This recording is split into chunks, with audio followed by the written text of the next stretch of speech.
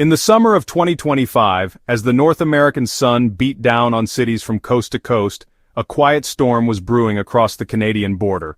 It wasn't the kind marked by fiery protests or viral hashtags that dominate American political discourse. At the center of it all was Sean Foy, an American musician whose name had become synonymous with the MAGA movement. Foy, with his guitar-strumming anthems and unapologetic alignment with Donald Trump's inner circle, had planned a North American tour that promised to blend worship music with conservative rhetoric. Foy, with his guitar-strumming anthems and unapologetic alignment with Donald Trump's inner circle, but in late July, one Canadian city after another delivered a polite yet firm rejection.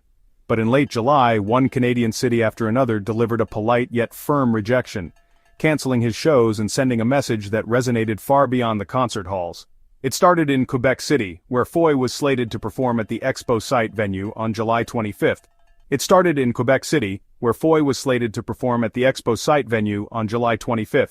The city-owned space, typically buzzing with events from hockey games to music festivals, suddenly went silent on the matter. Local authorities cited public safety concerns, drawing from feedback by residents and community groups who voiced unease about the performers' political ties. There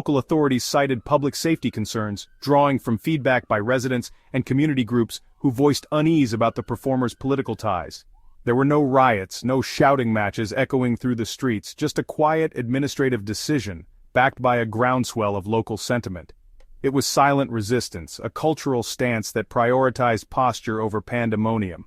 Performance permits were revoked one by one, under the umbrella of security assessments. It was as if Canada had collectively decided, not here, not now. Emerging as Canada's signature response to Trump's aggressive trade tactics and bombastic rhetoric since his return to the White House, picture it. Not a fist slammed on the table but an elbow raised, firm, unshaken, a subtle barrier that says everything without uttering a word. It was silent resistance, a cultural stance that prioritized posture over pandemonium. Yet for those attuned to the nuances of cross-border politics, the fingerprints were unmistakable. Elected officials and community leaders alike seemed to embody its spirit, declaring through their actions that they would never kiss the gangster's ring, as one local politician put it. Since reclaiming the presidency, Trump had wasted no time reimposing steep tariffs, 25% on most Canadian goods, while casually floating the idea of annexing Canada as America's 51st state. These weren't idle threats. They were layered with economic pressure that hit hard, targeting industries integral to Canadian livelihoods. Instead, they turned inward, making everyday choices that reflected a quiet refusal to bend. A mirror reflecting not just American conservatism, but Canada's deliberate drawing of boundaries.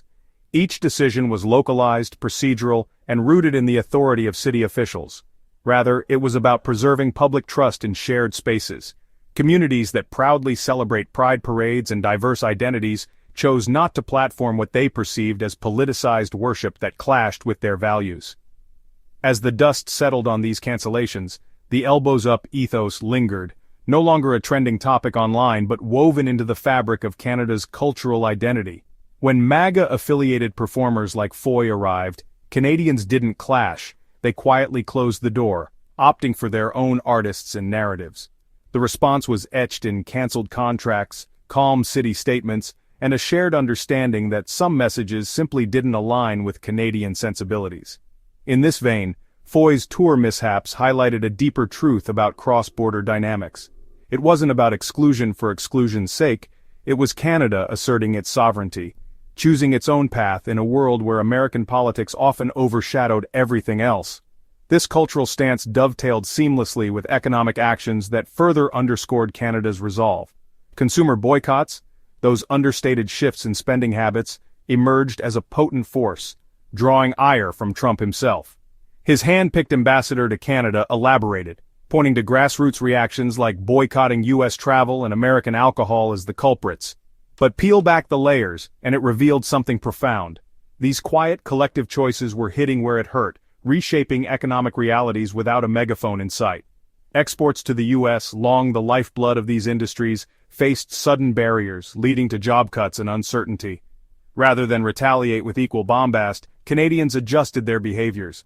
Liquor boards in Ontario and Quebec reported sharp declines in American alcohol sales, restocking shelves with domestic brews and European imports instead. As one observer noted, Canadians are outraged and they're sticking with it, holding the line.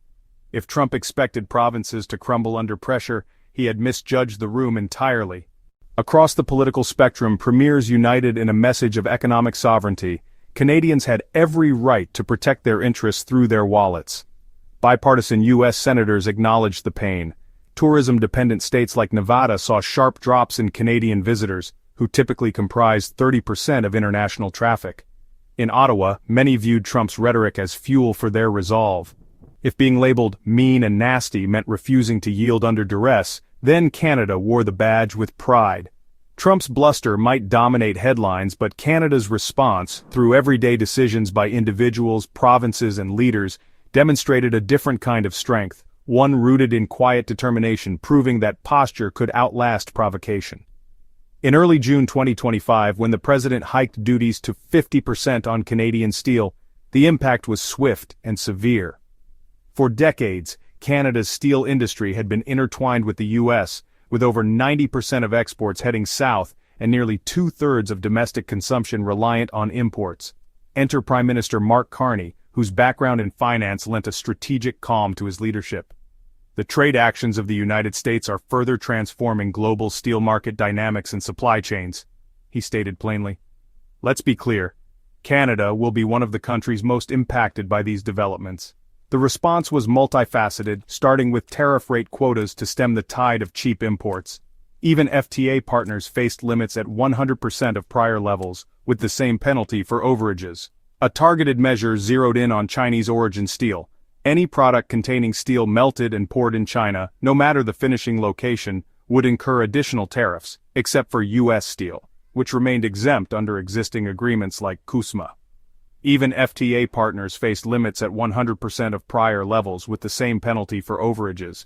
This wasn't about vengeance, it was insulation, a shield against trade diversion that could flood Canadian markets with dumped goods. To back this up, the government committed $1 billion through the Strategic Innovation Fund, directing funds to modernize equipment, develop higher-value products, and plug holes left by lost U.S. contracts. Regional communities received $150 million in targeted aid, while mid-sized firms gained easier access to loans, lowered entry barriers, reduced interest rates, and extended terms from 5 to 7 years. Workers weren't forgotten. $70 million flowed into labor market development for training and income support, potentially aiding up to 10,000 employees. Henceforth, major infrastructure, housing, and defense projects would mandate the use of Canadian steel. From shipyards constructing naval vessels to bridges spanning rivers, the materials building Canada's future would originate domestically. This wasn't mere protectionism, it was a pivot toward embedding steel in national development, fostering innovation and job creation. Ottawa held back on full retaliation, keeping U.S. steel tariff-free for now, while pausing digital services taxes and coordinating on other fronts. Yet his strategy aimed not at elimination, but negotiation, targeting reduced rates of 8% to 10%, with exemptions for key sectors like autos, energy, and metals. This approach signaled a broader economic reorientation. Canada wasn't merely reacting to crisis, it was forging a more autonomous path. Carney emphasized diversification. Moving forward, we must diversify our trade relationships, and above all, we must rely more on Canadian steel for Canadian projects. Lost jobs might not all return, shipments wouldn't instantly rebound, but the plan offered breathing room, a foundation where Canada's industrial fate rested in its own hands, decoupled from Trump's volatility. His America First agenda, while resonant domestically, provokes responses that erode soft power. Canada's elbows up movement, the boycotts and the steel reforms aren't anti-American, they're pro-Canadian, a reminder that neighbors can assert independence without severing ties.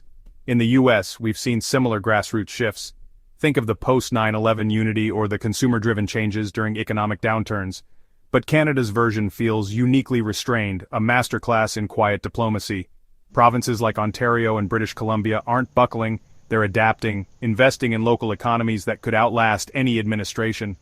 Bipartisan voices in the Senate recognize this, pushing for dialogue amid the pain felt in border states. Trump's bluster commands attention, but Canada's composure builds enduring strength. It's a posture that says Canada will navigate these turbulent times on its terms, fostering a resilient economy and a distinct cultural voice.